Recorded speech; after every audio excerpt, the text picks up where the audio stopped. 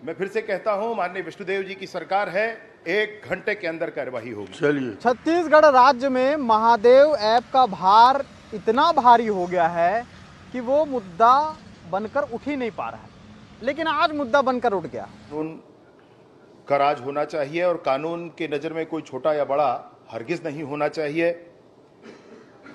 छत्तीसगढ़ राज्य में महादेव ऐप का भार इतना भारी हो गया है कि वो मुद्दा बनकर उठ ही नहीं पा रहा है, लेकिन आज मुद्दा बनकर उठ गया।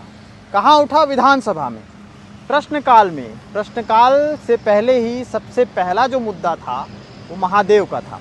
महादेव ऐप में संचालित उन तमाम लोगों के नाम जो पहले भी आ चुके हैं, यानी कि सौरभ और रवि उत्पल, और उन तमाम 20,000 युवाओं की भी बात छिड़ी जिन पर बहस पहले भी होती रही है। पर क्या महादेव सट्टा ऐप पे सिर्फ बहस होती रहेगी? क्या कभी इस पर कोई बड़ी कार्रवाई होगी? क्या कभी बड़ी मछलियों पर शिकंजा कसा जाएगा? नमस्कार, मैं सीमांत हूँ। केपी न्यूज़ देखना शुरू कर चुके हैं आप। पिछले 2 दिन से खबर बहुत देख रहे हैं आप कि सौरभ चंद्राकर, महादेव सट्टा ऐप से जुड़ा बड़ा नाम, संचालक, जिस पर 35,000 रुपये इनामी रखी गई है दुर्ग पुलिस की तरफ से। उसी के साथ अब उसके दोस्त रवि उत्पल पर भी ये सेम इनाम रखा गया है 35,000 का। 35,000 के इनाम इन दोनों आरोपियों पे।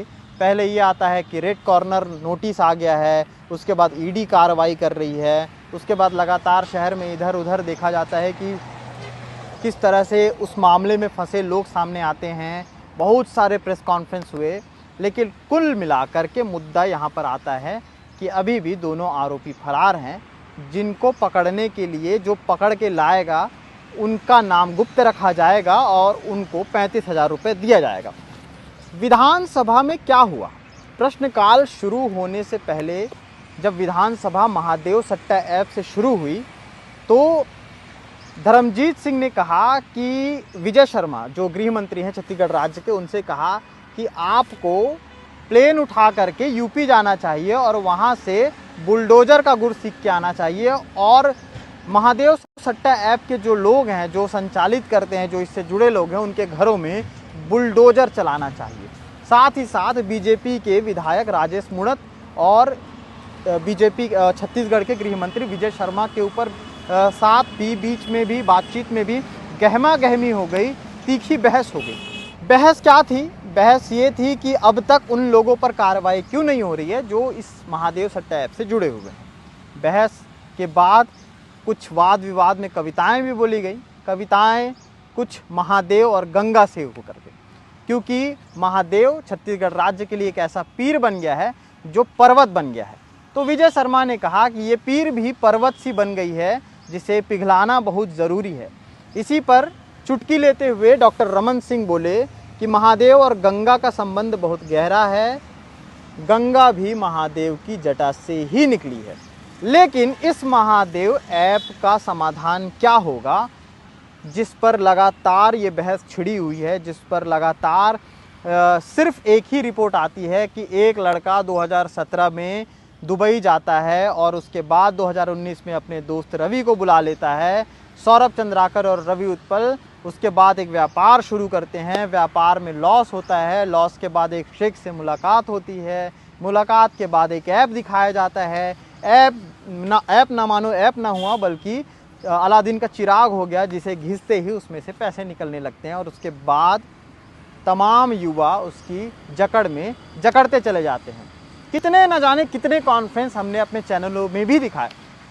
इस मुद्दे पर राजेश मूणत, जो बीजेपी के विधायक हैं, उन्होंने ये भी कहा कि 20,000 जो युवा हैं वो करीब वैशाली नगर विधानसभा क्षेत्र के भिलाई के युवा हैं। भिलाई जो कि एजुकेशन हब है, एजुकेशन हब के 20,000 युवा महादेव सट्टा ऐप में संलिप्त पाए गए। अब क्या उन पर कोई कार्रवाई होगी? क्योंकि पिछली सरकार में भी कोई कार्रवाई नहीं हुई थी। ये मुद्दा भी उठा आज गुरुवार को, और इस सरकार में क्या कार्रवाई हो पाएगी? कि राजेश मूणत का ये कहना था कि बिना सरकार की सह के कोई भी गलत काम उपजता नहीं है, चाहे वो महादेव सट्टा ऐप ही क्यों ना हो। अब आगे इस पर क्या अपडेट रहेगा? लगातार एक जूस फैक्ट्री से शुरू होती कहानी पता नहीं दुबई में कहां कहां घूमती नजर आती है। घूमती नजर आती है। नजर तो सब कुछ आता है, सिर्फ आरोपी नजर नहीं आता, बड़ी मछली नजर नहीं आती। हर वो छोटी मछली, चाहे वो झींगा के रूप में हो, चाहे वो इंग्लिश में आप प्रॉन्स कहते हो, उस रूप में नजर आती हैं। लेकिन बड़ी मछली जो व्हेल मछली है, जो इसको पूरी तरह से जकड़ी हुई है, जो हर एक जगह पर छोटे छोटे अकाउंट खुलवा करके आपके घरों में भी जाकर के पैठ जमाई हुई है, वो मछली कब नज़र आएगी? ये सवाल पूछते रहेंगे। ये सवाल आज विधानसभा में भी पूछा गया सवाल जवाब के दौरान। और इसी के बाद क्रिया प्रतिक्रिया में जो गृह मंत्री हैं विजय शर्मा, उन्होंने एक चीज़ ये भी कही है। उन्होंने कहा है कि ईडी इस पर कार्रवाई कर रही है। बहुत सारे लिस्ट भी आ रहे हैं, लिस्ट में बहुत लोगों के नाम भी आ रहे हैं। नाम के खुलासे धीरे धीरे खुद सरकार करेगी। सरकार नहीं करेगी तो ईडी करेगी, ईडी करेगी तो बात हम तक आएगी और हम आप तक दिखाएंगे। ईडी अपनी जांच कर रही है। तो गृह मंत्री विजय शर्मा ने कहा कि ईडी की जांच 100% पूरी हो जाए तो फिर हम कुछ जांच करें, और जैसे ही ईडी की जांच पूरी होती है सरकार उसमें अपना फैसला सुनाएगी, और फैसला 1 घंटे के भीतर होगा। अब वो 1 घंटा कब आएगा वो देखते हैं। फिलहाल इस खबर में इतना ही। आगे क्या अपडेट रहेगा लगातार हम आपको इस चैनल के माध्यम से दिखाते सुनाते रहेंगे। एजुकेशन हब भिलाई में अगर इस तरह की चीज़ें संलिप्तता लगातार पाई जा रही हैं तो बिल्कुल हमारी जिम्मेदारी है कि हम आपके बीच में आकर के वो सारी चीज़ें सुनाएं।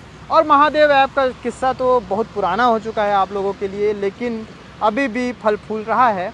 तो हमने सोचा कि क्यों ना आपको उन तमाम भंवरों के बारे में बताएं जो महादेव के इस फूल पर जा करके उसका रस निचोड़ने में लगे हैं, और इसके रस को कहां कहां जा करके इकट्ठा कर रहे हैं वो भी। अपडेट जारी रहेगा। कैमरे के पीछे सचिन थे, और ज़मीनी हकीकतों के लिए भी आप हमारे साथ जुड़ सकते हैं। हमारे चैनल को सब्सक्राइब ज़रूर करिए ताकि अन्य अपडेट्स आपको मिल सकें। शुक्रिया। 54 चालान पुटअप हो गए। किसी के बयान के आधार पर किसी को फांसी नहीं चढ़ाई जा सकती, परंतु इस आधार पर जांच की जो प्रक्रिया है वो जरूर जारी है।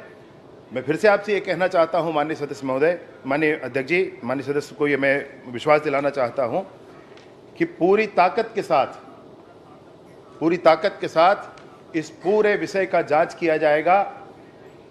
कोई दल, कोई और समाज, किसी की भी परवाह किए बिना जो गुनहगार हैं उन सबको जेल की सलाखों के पीछे पहुंचाया जाएगा। चलिए, बहुत निर्धारित जैसे ही होता है